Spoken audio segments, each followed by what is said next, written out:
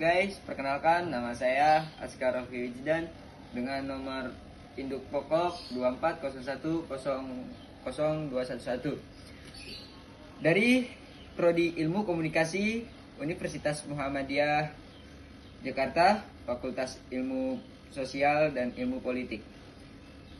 Di kesempatan yang berbahagia ini, saya ingin menjelaskan sebuah teori komunikasi.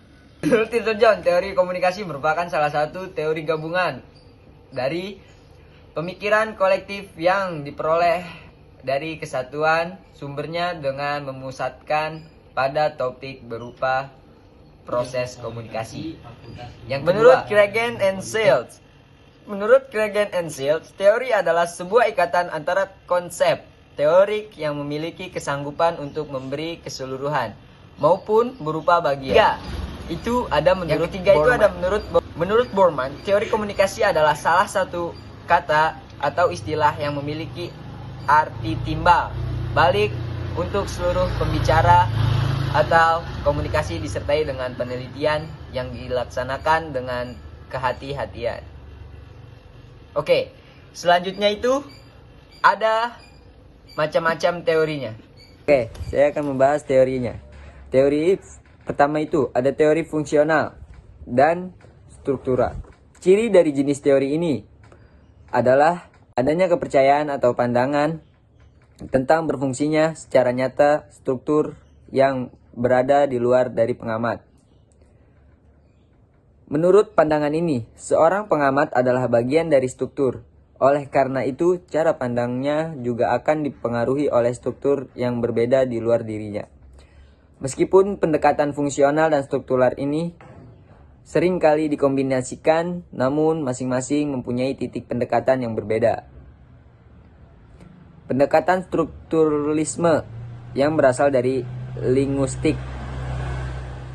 Yang kedua itu ada teori-teori behavioral dan kognitif. Sebagaimana halnya dengan teori-teori strukturalis dan fungsional, teori-teori behavioral dan kognitif juga merupakan gabungan dari dua tradisi yang berbeda.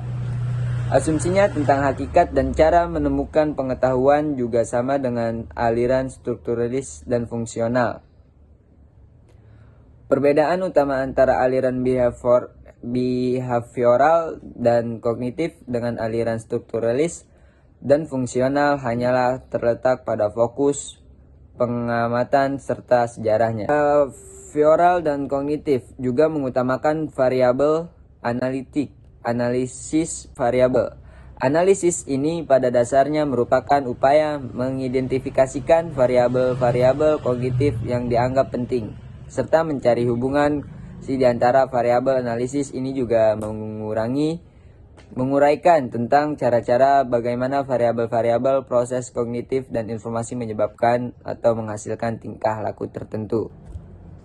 Yang ketiga itu ada teori konvensional dan internasional.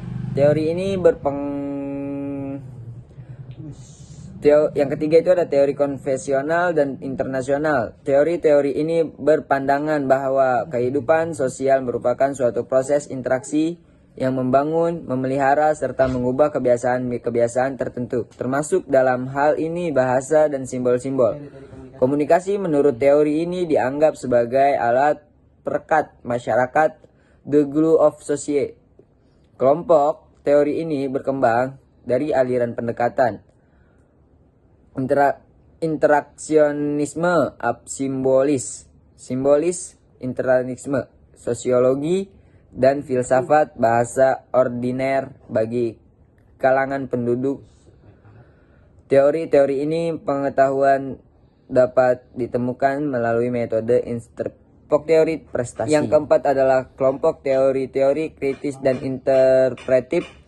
Gagasan-gagasannya banyak berasal dari berbagai tradisi seperti sosiologi, interpretif, pemikiran Max Weber, phenomenologi, dan hermeneutik, Marxisme, dan aliran Frankfurt School, serta sebagai pendekatan tekstual seperti teori-teori retorika, biblical, dan kesusastraan. Pendekatan kelompok teori ini terutama sekali populer di negara-negara Eropa. Mungkin saya akan menambahkan sedikit satu teori agenda setting oleh Maxwell McCombs dan Donald Shaw. Teori ini menjelaskan bahwa media massa memiliki kekuatan untuk menentukan isu apa yang dianggap penting oleh masyarakat. Apa yang ditekankan media akan dianggap penting oleh publik. Mari kita kaitkan teori agenda ini dengan kasus aktual dalam konteks pemilu 2024 di Indonesia. Kita bisa melihat bagaimana media massa memainkan peran besar dalam menentukan isu-isu yang menjadi perhatian publik. Misalnya, ketika media secara intensif memberitakan tentang isu tertentu seperti ekonomi atau kesejahteraan rakyat, masyarakat cenderung memandang isu tersebut sebagai hal yang sangat penting dalam menentukan pilihan politik mereka. Contoh konkretnya adalah bagaimana pemberitaan media tentang harga bahan pokok yang tinggi menjadi isu yang sangat diperhatikan masyarakat. Media yang secara konsisten memberitakan tentang kenaikan harga-harga membuat masyarakat menempatkan isu ekonomi sebagai pertimbangan utama dalam menilai kinerja pemerintah dan calon pemimpin mereka. Mungkin cukup sekian, hanya itu teori-teori yang saya dapat sampaikan. Kurang lebihnya mohon maaf. Wassalamualaikum warahmatullahi wabarakatuh.